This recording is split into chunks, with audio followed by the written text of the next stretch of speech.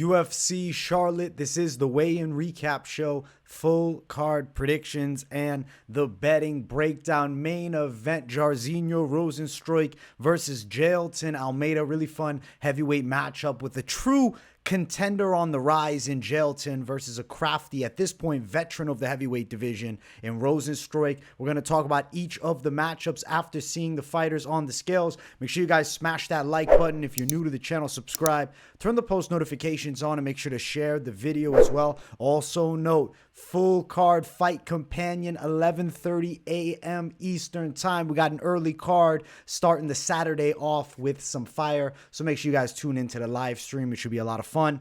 Let's get into the first fight on the card. We got Jessica Rose Clark, Tainara, Lisboa.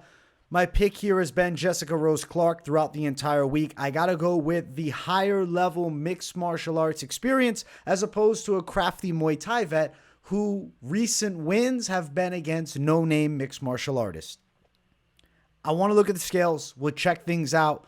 Let's bring it up here. We're using cage side press because MMA Junkie was not on site for this one. So shout out to cage side press.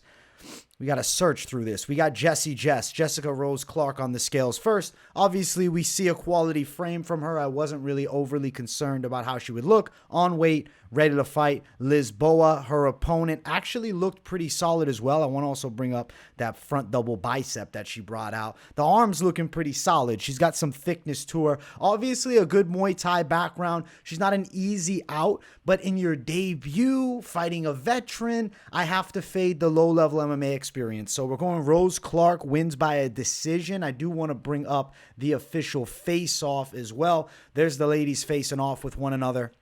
You can see Lisboa looks a little bit taller. Got right at Jess. Competitive matchup. I'll pick Rose Clark on the scorecards. And I'll say wrestling is probably the ultimate difference maker. As far as the betting lines for the fight, Rose Clark has actually become a slight underdog. She's in that plus 103 range. Lisboa at minus 120. Women's MMA fight. Bet the dog, baby. I mean, it could be a decent enough light dog play on Rose Clark. I think she should win. But, not the most confident pick of the week. I do think decision. Rose Clark wins on the cards, upwards of plus 150. Not my favorite prop, but if I had to throw one down, Clark by decision, because that's my official call here. I don't think she's necessarily going to go crazy for the finish. Yeah, Lisboa was submitted before, but Rose Clark, to me, is more position over submission. So I'm going to ride Jess to get it done. Rose Clark, unanimous decision to start our card off. And let's keep running up. Next fight on the card, we got Gabe Green versus Bryan Battle. We have to note, Bryan Battle missed weight. And it is very disappointing to see that he is off weight because I called him a dog lock this week. And seeing him off weight does concern me a little bit. I know he took this fight on fairly short notice, not crazy short. He still had, I believe over a month, 6 weeks, if I'm not exact, but I believe 6 weeks or so to prepare. And he was looking really good throughout his Instagram posts. And I expected him on weight. Comes in a little bit over, 2 pounds over. Not substantial weight miss, but still not a good look. We will pull up the scales and check them out. But note that Bryan Battle has been my pick over Gabe Green by a unanimous decision throughout the entire week.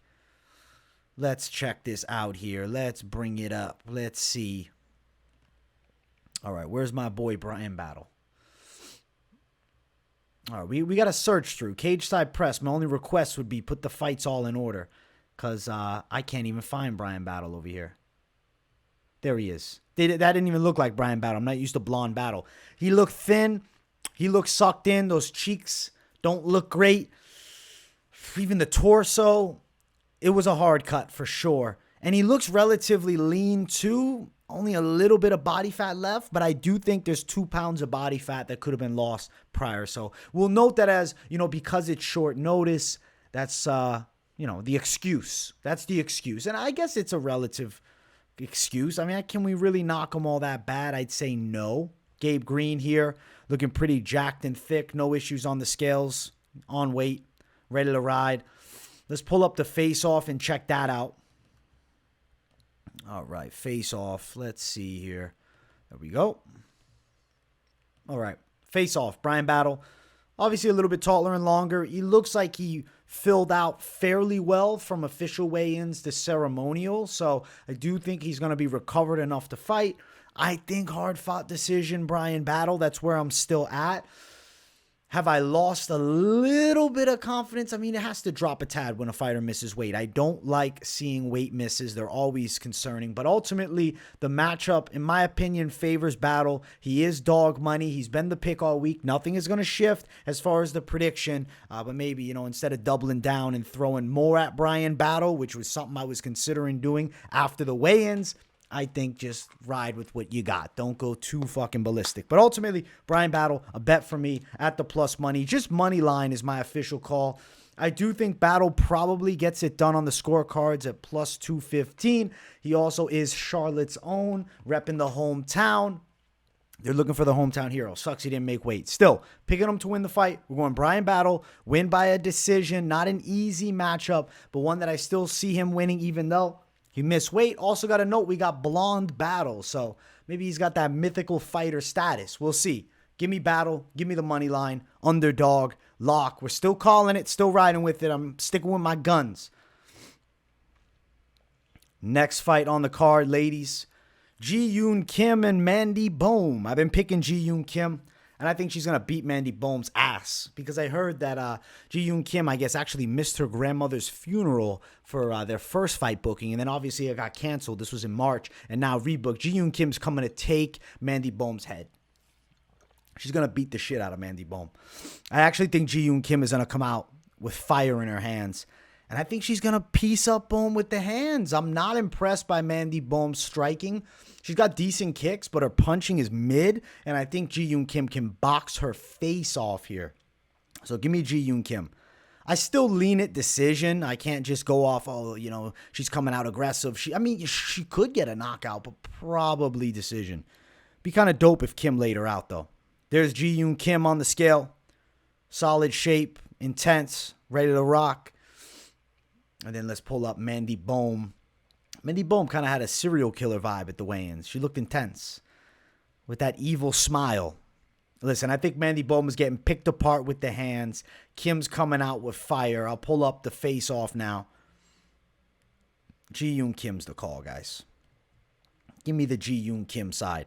She got right in her face, nose to nose. She looked ready to kill. Love the body language. Love the skill set. To be honest, this pick has grown on me throughout the week. Earlier on in the week, I would have told you, it's not my favorite.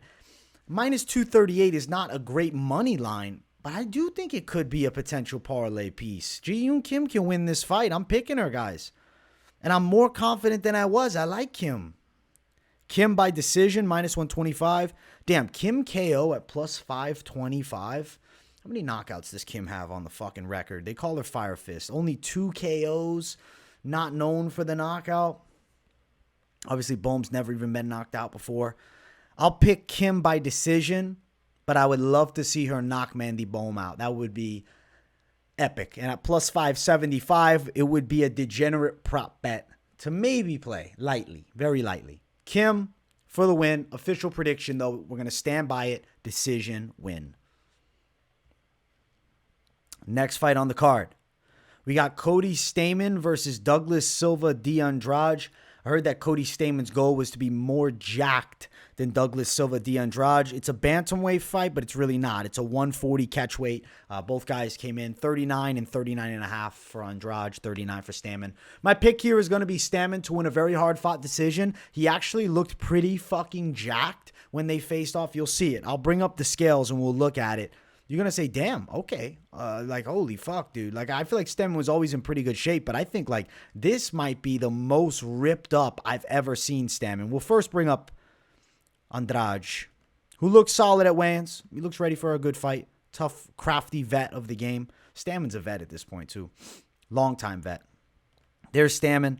We don't have a great pick here. Come on. Cage side press only got us 1. But you can see, man, Stamann's looking fucking ripped, and he's put on some muscle tissue. I think that'll be an advantage in this fight with the punching power maybe and the wrestling game. Stamann looks pretty fucking jacked, man. He said he wanted to be bigger. He's at least as jacked as Douglas Silva de Andrade. So respect to Stamann. He's been putting work in. And that boosts my confidence in him a little bit because I feel like he's in his prime whereas Silva's not. Even though he's still good, de Andrade. But no, we're going Stamann.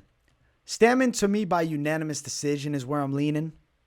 I'd love to sell you guys on a knockout and get everybody excited, but realistically, he's going to get it done in the scorecard. Stamann's a slight favorite, around minus 130, minus 145. Andrade in that plus 130 range as an underdog. Stamann by decision, plus 110. Even though Andrade can be real violent out there and get finishes, I feel like this is a fight that goes long, over 2.5, minus 215. I like the money line Stamann a little bit. I don't love it. It's not my favorite bet on the card, but I am feeling like he's getting the win. So Cody Stamann to get it done is the official prediction. He's going to beat Douglas Silva de Andrade. The hands will be on display, and he's got better wrestling. So he dictates where the fight will go, and I also think he's going to be faster than Douglas Silva de Andrade, which could be a big one. Stamann for the win. Unanimous decision. It would be sick if he got a KO. Next fight, we got big boys going after it. Heavyweight division. Karl Williams, Chase Sherman. I have been picking Karl Williams all week, and when I broke this fight down some time ago, I believe UFC 287, I said Karl Williams. So I've been picking him for a while with this matchup here. We'll pull up the scales, and I'll tell you guys something. I don't love the way Karl Williams looked. I'll tell you guys straight out. More at the face-off. The scale was okay. Like Karl Williams, you know, he looked like a normal guy here. He looks like a, normal dude. Happy to be there. All right, cool. Chase Sherman. Looks like Chase Sherman, the vanilla gorilla, rocking his usual look. But when they faced off, I don't know how to describe this feeling. I don't know. It's like, look at him. Look at the face-off. Does Karl Williams look like a guy that contends at heavyweight? I don't think so. Does he even look like a heavyweight? Like, if you just covered Chase Sherman for a second, and I told you that this is a welterweight fight, would you question me? Karl Williams doesn't look really that menacing or imposing, and I don't know. I'm just a little bit worried that if he ends up getting stuck on the feet, that he makes stupid mistakes and Chase Sherman somehow chins him.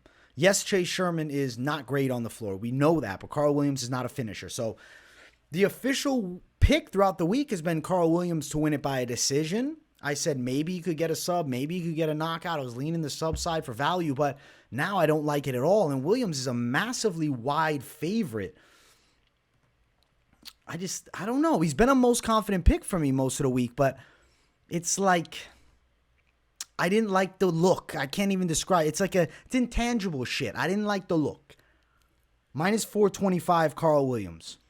Plus 325 Chase Sherman. Okay, listen.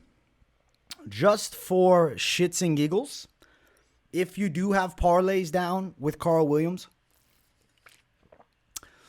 I don't know. I just feel like maybe it's not an awful idea to lightly have Chase Sherman by KO. Just by the way the scales looked, as a little hedge. Maybe. Don't think it's huge chance. Karl Williams should beat him on the scorecards by landing takedowns. But I don't like how he looked, man. The knockout prop is appealing me. And I'm thinking I want to do a parlay without Karl Williams and then play that KO prop for Sherman. Whether it cashes or not, the value side of it is there. And he's a live underdog, I believe, at this point, and which is crazy to say. And it's just based upon the scales. The actual stylistic matchup I thought really favored Williams, but I just don't love how he looked when he faced off with Chase. So give me Karl Williams, the official pick, but drop the confidence bar a bit in him and up the knockout prop confidence in Chase Sherman. Next fight. Let's keep going. This is the featured prelim. It's Matt Brown and Court McGee. This is a good feature prelim, man. Both these guys putting it on the line. Veterans. I've been picking Matt Brown all week. 42 years old, but he still look good. 38 for Court McGee. We'll pull up the scales and check things out. The more violent fighter is Matt Brown. He's more of a finisher. Court McGee, good game plan guy. Controls decisions. There's Matt Brown. You know what? In his 40s, he looks in great shape. Where's our guy, Court McGee? Court McGee at 38 also looks in tremendous shape. And let's pull up the face-off here between these two. Face-off. Matt Brown a little bit taller. I think Matt Brown's going to be nasty and close. I'm going Matt Brown for a TKO. If Court McGee wins this fight, I think it's a heavy clinch fest. If Matt Brown wins, I think there's violence and damage. So give me Matt Brown for an upset. I'm picking Matt Brown. I think TKO is going to still be the official call. Plus 185, Matt Brown. He's a dog. It's a 51-49. Like, it's a close fight. It's a 50-50. But the pick is going to be Matt Brown to get a TKO. Brown by TKO prop plus 350. I'd just say money line it if you are going to bet on it, because he could definitely end up pulling off a decision. The more violent striker and fighter, really, is Matt Brown. Court, though, good at winning hard-fought decisions and knows how to embrace the grind, which I respect the game. But I'll pick Matt Brown at 42, which is crazy, but I'm picking him. Let's jump to the main card. If you guys haven't, make sure you smash that like button. And if you're new to the channel, subscribe. Alex Morono, Tim Means throwing down. The pick has been Alex Morono all week. And I've been pretty confident that he's going to find the chin and knock Tim Means out. Though it wouldn't blow my mind if he ends up getting a decision win. Let's pull up the scales. Let's check things out on the scales here. Oh, I didn't adjust the screen after, so I apologize for keeping myself small for a while. All right, let's see here. Let's see. Morono. There's Morono. Looks good, ready to rock. He's got grappling skills, so if you think Means is just going to bully him on the floor, you'll be mistaken. You'll be remiss. This is not going to happen. Means is going to end up having a strike with him. Upright kickboxing, southpaw. Tim Means, more of a looping striker with Alex Morono, who's pretty quick. I'm going Alex Morono to chin him. So Alex Morono to win is minus 230. He's a fairly large over 2-1 favorite. Means plus 195. Give me Morono. Morono knockout is not awful at plus 260, though Tim Means fairly durable guy. So ultimately, your money line is better. I think Morono could be a valuable parlay addition, which we'll mention at the end. I'm picking Alex Morono to get this thing done. Pretty confident pick here that he beats Tim Means. Also, did I not pull up the face-off, or did I? Let's see here. I don't think I pulled up the face-off. What am I doing here? Let's pull up the face-off. Almost forgot the damn face-off, guys. Let's go. You see the height difference. Means a little bit taller. I think looping shots will land. Yeah, we're going Morono to win this one. We're riding with the Alex Morono side. Let's get to our next fight on the main card. It is Carlos Ulberg versus Ihor Potieria. The pick has been Carlos Ulberg. I think he's going to snipe Potieria and knock him out in the first 2 rounds. Tremendous stand-up game that Ulberg brings to the table, and he seems to be coming along beautifully. Great stiff jab from range, nasty low kick, speed, high-level kickboxing background, and it seems like he's found his comfortability inside of the cage, which is a big factor in this fight. All right, let's bring our guy up. We'll bring up Potieria first since he's on the slate first here. There's Potieria. Looks decent on the scales. Nothing really, to mention. Ulberg, pretty solid on the scales too. Looks ready for a good fight, and we'll pull up the face-off. Wasn't expecting much from the scales to change things, and they have not. A little bit of a height advantage for Carlos Ulberg. You see her as they face off. A little bit thicker back and muscular structure of the shoulder. I think there's more punching power. I do think he's going to knock Potieria out in this fight. So Carlos Ulberg, the pick to get it done via KO. And, the bookies agree because Ulberg is minus 440. He's a very, very large favorite. Plus 370 dog Potieria. Though my bookie, minus 295. Good deal there on Ulberg. That's actually a great deal on Ulberg. Ulberg by KO, minus 210. It's unplayable. Let's see. Ulberg, round 1 KO is plus 185. Round 2 KO is plus 350. I am expecting a first or second round win. Ulberg wins in round... Do we have rounds 1 and 2? Yeah, we do. Minus 170. Ulberg wins in rounds 1 or 2. Ulberg wins. He should get the KO. Maybe you're parlaying up the knockout prop. I do think he gets it. Ulberg money line is wide, but it could be a parlay piece still. A long shot. Let's get to the featured bout. It's Daniel Rodriguez versus Ian Machado-Garry. I've been going against the grain and picking Daniel Rodriguez. And you know what? I think this is a big jump in competition that Ian Garry just might not be prepared for. We'll find out when the cage door closes. But let's pull up the scales and talk about how these guys looked. D-Rod did originally miss weight by half a pound, but then he came on weight at his second weigh-in, because they give you an hour to lose that excess weight. Let's find our guy, Ian Garry and D-Rod. We got to find him. There's Ian Garry. We'll bring him up first. Looks good. Looks ready for a fight. Solid shape. No concerns. D-Rod, you can see it in his face that he did have a real weight cut. He definitely shredded some pounds off of himself, but did make weight, and we'll pull up the ceremonial weigh-ins, and we'll see here. D-Rod looks to be fairly rehydrated. I think that he's going to be ready for a good 3-round fight. Man, I just think he's going to catch Ian Garry with something and knock him out. So I'm going to go D-Rod to get the KO win.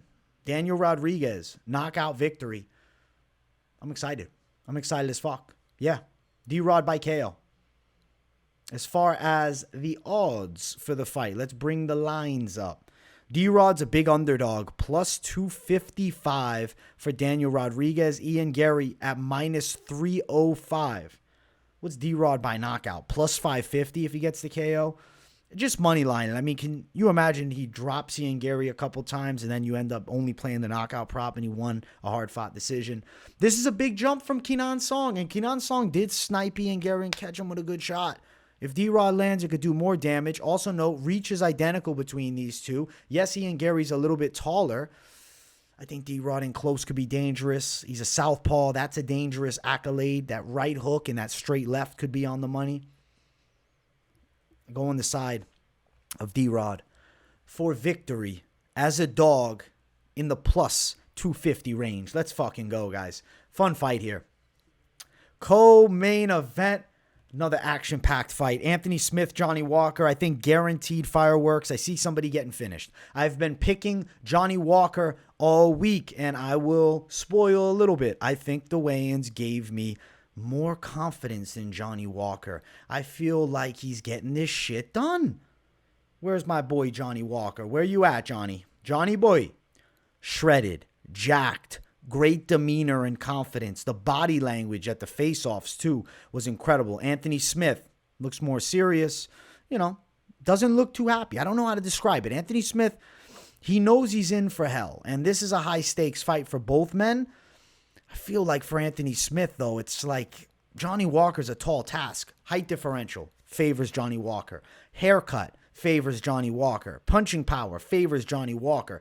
Damaging strikes, Johnny Walker. Anthony Smith, I would say, probably has better grappling game and pace, but how's he going to deal with Johnny Walker? I know Anthony Smith talked about Walker is going to essentially walk himself into something, but I think that Anthony Smith might get caught. I didn't like the body language at the face-offs, although Anthony Smith didn't want to shake Johnny's hand, whereas Walker looked calm, cool, and collected. I don't know, man. The body language, Anthony Smith looked emotional, frustrated almost, and Johnny Walker looks like a guy ready for a successful martial arts performance on Saturday. So give me Johnny Walker for the win. The lines for the fight, I guess even money, but you could technically call Johnny Walker an underdog at minus 109. He's kind of a dog, right? He's essentially a dog. You can also find Anthony Smith at plus money elsewhere. But we'll say Johnny Walker is just barely an underdog. So give me Johnny Walker with confidence at minus 109. Love the body language. Anthony Smith is minus 111. I do think we're going under a round and a half at minus 130. And I'm calling Walker by knockout officially at plus 175. But I think the money line is a great play. And you're going to see Johnny Walker's name in a valuable parlay towards the end. Yeah, Johnny Walker to win. And if he wins this fight, holy shit. The horizons are very wide because potential Alex Pereira moving up to 205, Brazil main event on a fight night card, could be a pay-per-view fight. Holy shit. Johnny Walker wins this fight. In my opinion, it is time for the number one contender fight at light heavyweight. And he's also got a ton of star power.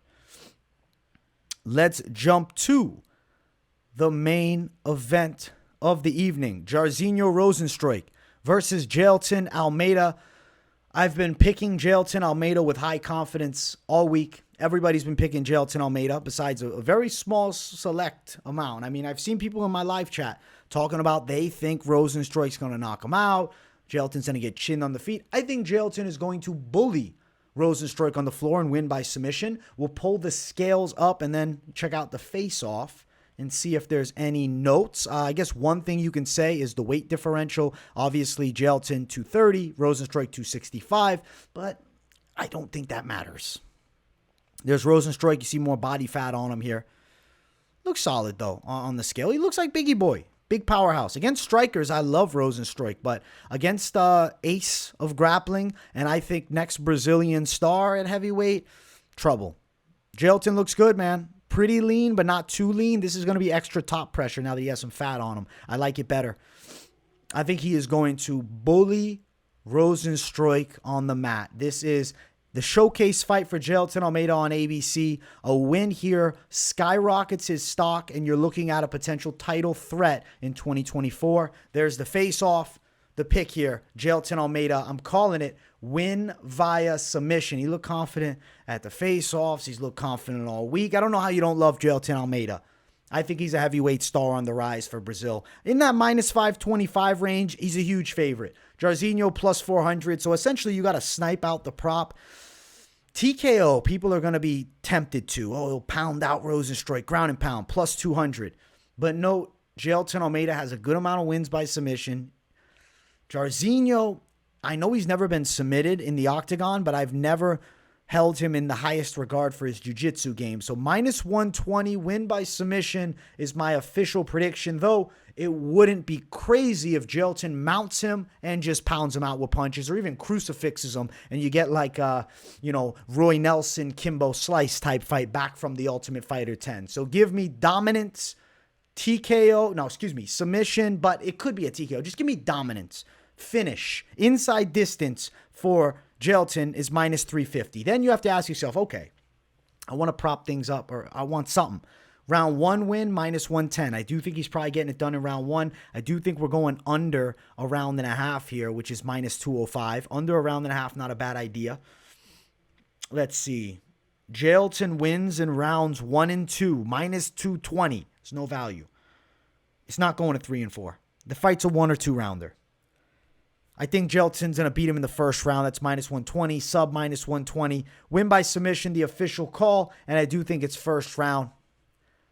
Wide-ass favorite, though. Holy shit. This card is actually pretty fuego, and I want to jump to parlays, but right before we do that, I have to mention a disappointing cancellation. Natan Levy, Pete Rodriguez is off because Pete Rodriguez could not make what was agreed upon by Natan, a 160-pound catch weight because he wasn't going to make 55.